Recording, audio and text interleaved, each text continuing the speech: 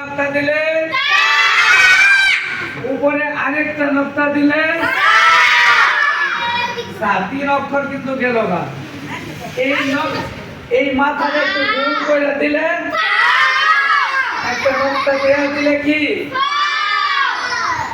আর এইভাবে একটা দাগ দিয়া একটা হরফ দিয়ে আমরা 5টা হরফ লেখা শিখলাম। কথা বুঝছো? প্রথমে নিচে এক নকটা দিলে কি ছিল? নিচে এক নকটা দিলে কি ছিল? উপরে 2 নকটা দিলে কি ছিল? উপরে আরেকটা নকটা দিয়ে 3টা নকটা লেখা, আর মাথাটা গোল দিয়ে একটা নকটা দিলে কি? লম্বা একটা লগে আলিফ যোগ করে দিয়ে একটা প্যাসেঞ্জ না দিলে কি হয়ে যায়? তাহলে আমরা বাতা সাফা হরফ চিনলাম এবং লেখাও শিখলাম। চিনলাম এবং লেখাও শিখলাম। কথা বুঝছো?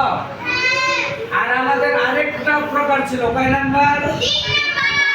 3 নাম্বার। 3 নাম্বারে কয় হরফ?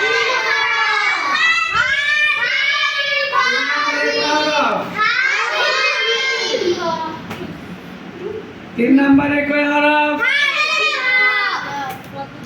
জোরে কও।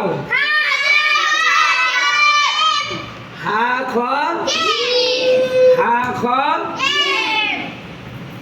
জিম। দেখো এক মাথা দিয়া, এই যে এক মাথা দিয়ে আমরা 3 হরফ। এই অক্ষরটার নাম কি? হা। এই অক্ষরটার নাম কি? এই হার উপরে একটা নকটা দিলে কি হয়ে গেল? নিচে এক নকটা দিলে কি হইলো? একটা মাথা দিয়ে 3টা হরফ হয়ে গেল। হা খ জিম। চিনতে কষ্ট হবে না? হা খ জিম আরো কেউ বলবা? হ্যাঁ, এই 3টা কালকে আবার বলবে, আমার সামনে যা করে দিন। কথা বুঝছো? এরপরে তো বরকত কানে কয়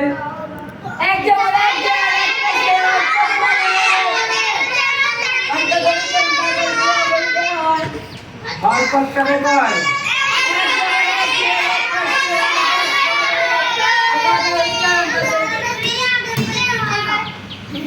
এটার নাম কি? তানজিম। 2 জবর 2 যে 2 পেশকে তানজিম বলে। বরকতের উচ্চারণ কেমনে পড়ে?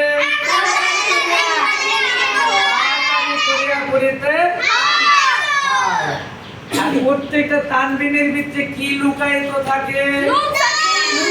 Very good. লুকায়িত কথা মন থাকবে? ভেরি ভেরি ঠিক তো না। এখন হাজিরা উঠে কেন? বসো।